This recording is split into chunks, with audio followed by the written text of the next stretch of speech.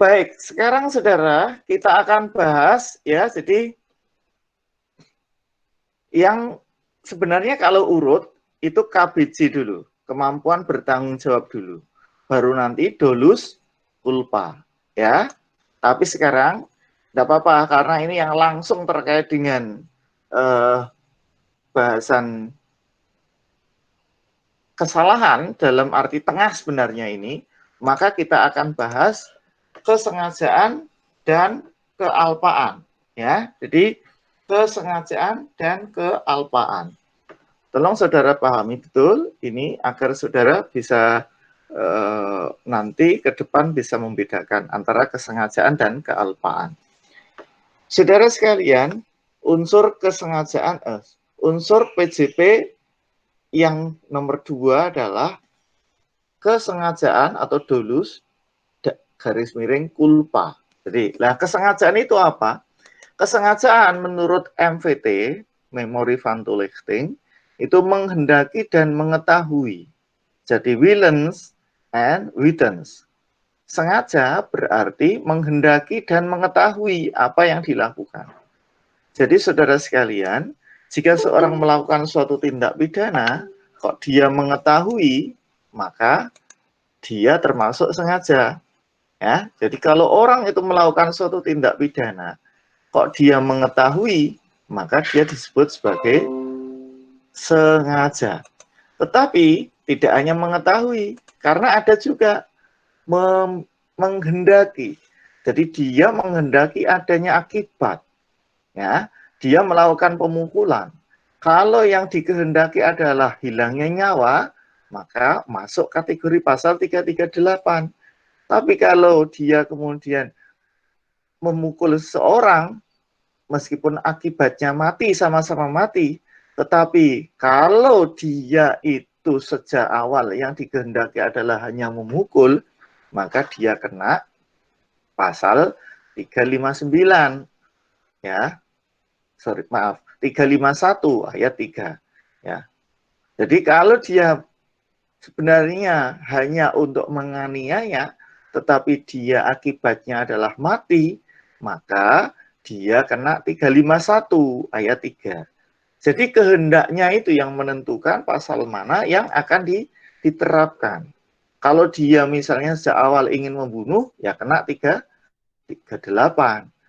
Atau bahkan kalau dia sudah mempersiapkan sejak awal di rumah, sudah siapkan alat, sudah dendamnya sudah kemarin-kemarin, maka orang itu bisa disebut sebagai pembunuh dengan rencana, dengan perencanaan. Atau ini masuk kategori 340.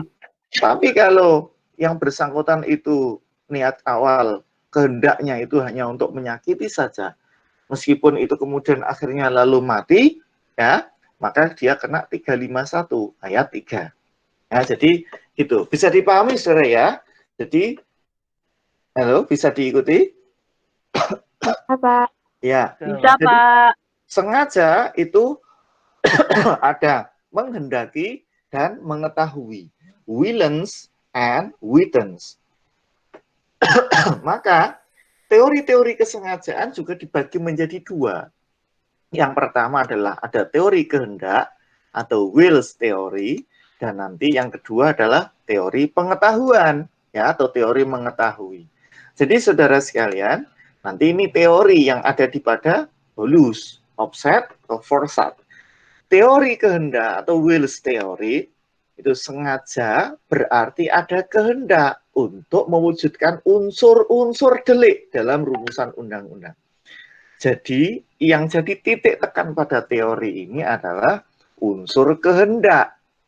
Jadi apakah yang bersangkutan itu kehendak untuk mewujudkan unsur-unsur dalam delik itu apa enggak gitu. Misalnya barang siapa dengan sengaja, misalnya ketika menyebutkan kalau kita misalnya pasal 362 itu kan ada kata-kata barang siapa dengan sengaja ya mengambil barang yang sebagian atau seluruhnya milik orang lain. Jadi apakah dalam unsur mengambil itu ada unsur menghendaki, ya, menghendaki apa tidak? Ini itu. Jadi itu teori kehendak. Nah, teori kehendak ini agak lebih strict, artinya agak ketat ya, karena memang harus ada kehendak di situ. Sementara kalau orang berkehendak itu kemudian kadang dia tidak kemudian lalu bisa persis kita rumuskan kehendak itu. Oleh karena itu terjawab dengan rumusan yang kedua atau teori yang kedua. Teori pengetahuan atau teori membayangkan. Itu foretelling teori. Sengaja itu tidak sengaja itu cukup kalau seorang itu bisa membayangkan atau mengetahui adanya akibat. Kalau seorang itu tidak mengetahui atau tidak membayangkan adanya akibat, maka nanti masuknya kulpa. Tidak perlu orang itu menghendaki akibat, gitu istilahnya. Kalau orang tersebut membayangkan saja, kalau apakah ada akibat itu dia kira-kira sudah bisa mengetahui adanya akibat itu, maka orang itu disebut sebagai sengaja. Misalnya, orang misalnya memukul dengan balok kayu yang cukup besar dan di bagian belakang otak bagian belakang, kepala belakang. Dipukul di situ. Nah, kalau kehendaknya mungkin dia bisa mengelak kalau hakim misalnya menanya, atau kita sebagai seorang misalnya nanti saudara polisi atau jaksa, mungkin dia akan mengelak bahwa saya tidak menghendaki dia mati, Pak. Saya hanya menghendaki dia sakit. Tetapi kalau itu saudara pakai teori kehendak agak susah, berarti dia bukan sengaja. Tetapi kalau saudara dengan teori pengetahuan atau teori membayangkan dengan teori foretelling teori ini, maka saudara bertanya saja, saudara dengan pukulan yang seperti itu dan di bagian itu dengan balok yang besar itu memungkinkan enggak? Atau saudara bisa membayangkan enggak kalau si korban bisa mati?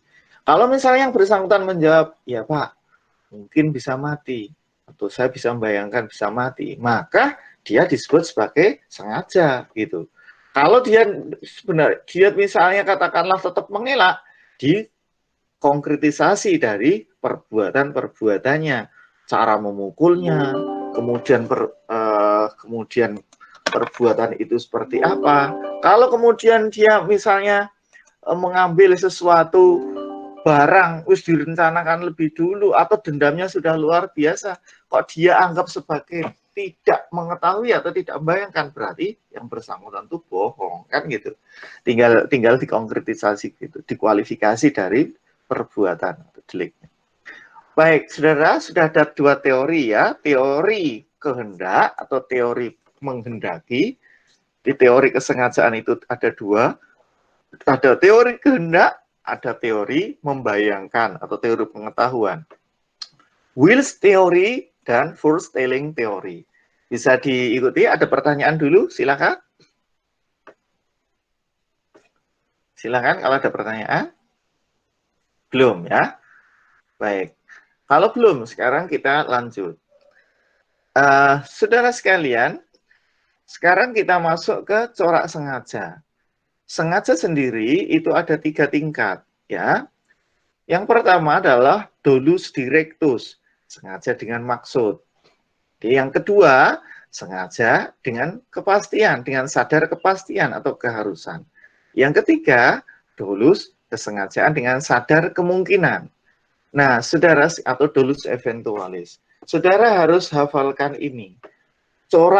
Tiga corak atau 3 tingkat kesengajaan ini saudara harus pahami. Ya. Sekarang Pak Ali jelaskan satu persatu. Dolus directus itu apa? Sengaja dengan maksud itu apa? Dolus yang paling banyak dipakai itu di sini.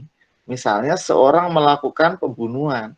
Yang dimaksud itu apa? Dan apakah memang yang dimaksud itu artinya si A itu yang dimaksud menjadi korbannya? Itu adalah dolus directus.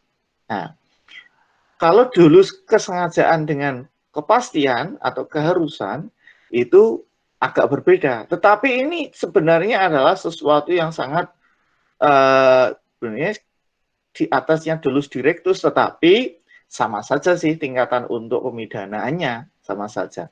Dolus dengan sadar kepastian atau keharusan itu misalnya begini. saudara ingin memukul si B misalnya. A ingin memukul B. Nah, B itu bersembunyi di dalam kamar misalnya.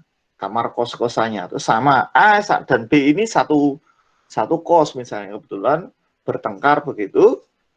Si A ini mau mukul si B. B bersembunyi di dalam kamarnya.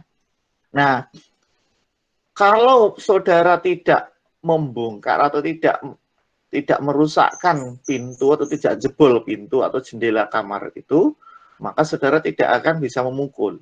Akhirnya kemudian saudara membuka atau merusakkan pintu atau jendela untuk bisa masuk dan akhirnya memukul si B itu. Ini sebenarnya ada dua tindak pidana, saudara. Ya, ada dua tindak pidana. Terhadap rusaknya pintu atau jendela, ini adalah dolus, sengaja dengan sadar kepastian. Harus, kalau memang mau memukul si B, maka harus bisa masuk ke dalam kamar atau rumah kamar itu. Nah, rusaknya pintu atau jendela itu adalah sengaja dengan sadar kepastian atau keharusan. Sedangkan dipukulinya si B, saudara memukul si B, ini adalah pasal penganiayaan. Itu masuk dolus directus. Yang ingin ditujukan itu. Jadi saudara, terhadap contoh yang Pak Ali tadi sampaikan, itu ada dua tindak pidana. Ya, tindak pidana rusaknya pintu atau jendela dan terpukulnya atau dianiayanya si B.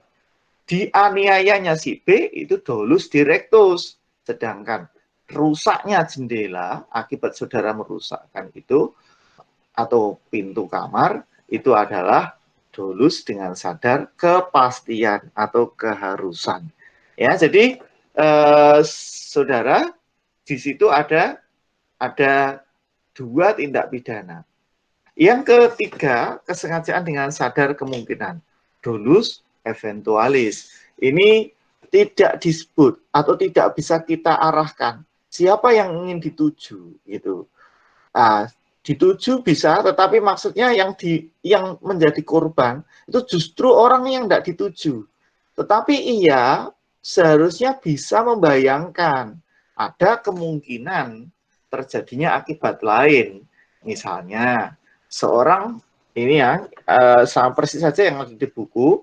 Seorang ingin membunuh A, ingin membunuh B dengan cara memberikan roti beracun. Ya, jadi kalau saudara itu anak kos kan biasanya dapat paketan kiriman begitu itu senang sekali. Ya, misalnya begitu.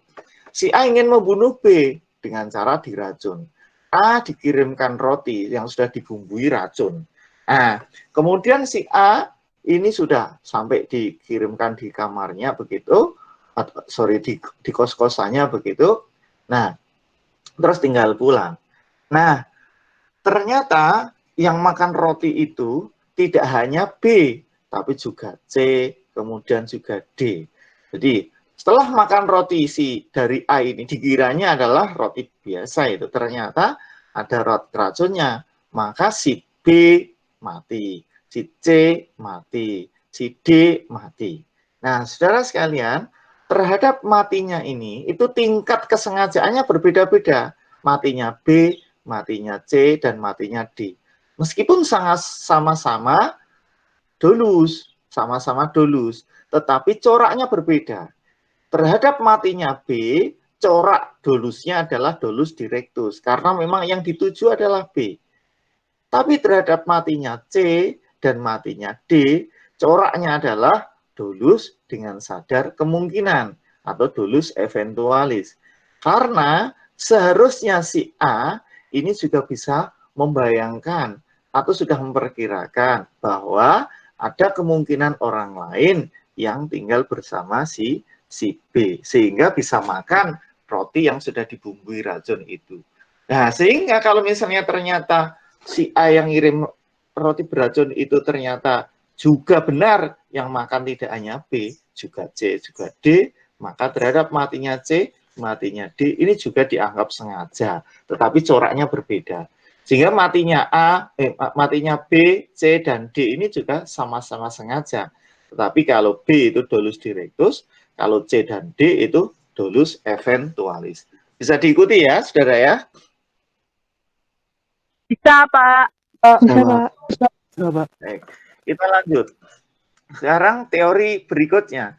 Di teori kesengajaan itu ada teori yang dari Profesor Carney yang menyebutkan ada teori apa boleh buat. Jadi teori apa boleh buat ini sebenarnya agak unik dari teori kesengajaan tadi. Jadi dia sesungguhnya si pelaku tidak menghendaki adanya akibat gitu. Jadi kalau dia masuk kategori teori akibat ya tidak. Tapi dia juga teori membayangkan itu ya agak-agak mungkin, tetapi ia sebenarnya tidak menghendaki adanya akibat. Dia bahkan kemungkinan itu pun juga sebenarnya dia tidak inginkan gitu. Jadi dia saja tidak ingin membayangkan adanya kemungkinan. Ya, jadi teori apa boleh buat itu adalah si pelaku itu tidak menghendaki adanya akibat. Jadi akibatnya tidak dikehendaki. Jadi bukan Wills teori, bukan. Bahkan ia juga benci atau takut adanya kemungkinan. Jadi foretelling teori juga tidak gitu. Jadi menurut Profesor Carney ini tidak masuk kategori teori kehendak maupun teori membayangkan, sehingga beliau menyebutnya dengan teori apa boleh buat. Jadi sungguhnya si pelaku tidak menghendaki adanya akibat, juga tidak membayangkan adanya kemungkinan, tetapi ia ternyata jika memang ada akibat, ia juga akan menanggung resiko. Nah, dia ini misalnya di Indonesia ini sering begitu. Misalnya seorang yang kayak seperti gampangnya contoh misalnya lumpur lapindo misalnya. Saudara sekalian,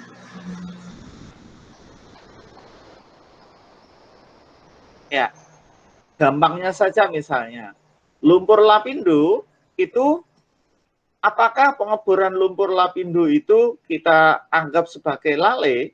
Sebenarnya kalau menurut saya tidak, dia juga bisa kita kategorikan sebagai sengaja, tetapi sengaja dalam teori apa boleh buat ini gitu sebenarnya. Jadi si pelaku itu sebenarnya juga tidak menghendaki akibat, bahkan dia juga tidak membayangkan sampai sebegitu dahsyatnya akibat dari pengeboran yang kemudian akhirnya menimbulkan efek lapindo itu di Sidoarjo itu. Nah, tetapi jika memang ada akibat, ya kemudian ia juga tanggung resiko itu. Tapi memang harus bisa dibuktikan ya bahwa jika ia ada akibatnya, maka resiko akan ditanggung. Nah, kalau dianggap lalai, itu seolah-olah memang enteng saja nanti pertanggungjawabannya. Kalau menurut saya karena akibatnya sedemikian besar, maka kalau kita anggap sebagai kelalaian tentu agak ringan. Kalau akibatnya besar, kita larikan saja pada kesengajaan. Setidak-tidaknya teori ini bisa membenarkan. Atau teori membayangkan. Ya, kalau kehendak mungkin enggak. Tapi kalau teori ini, teori apa boleh buat dari Profesor Carney ini, atau teori membayangkan itu. Jadi saran saya, kalau terkait dengan akibatnya yang besar gitu, yang serius, maka kita bisa agak maksimalkan penggunaan teori-teori kesengajaan. Tetapi kalau akibatnya kecil, teori-teorinya bisa kita misalnya, oh iya, masuk misalnya kulpa, ya enggak apa-apa. Karena kulpa itu bisa lebih ringan nanti pidananya.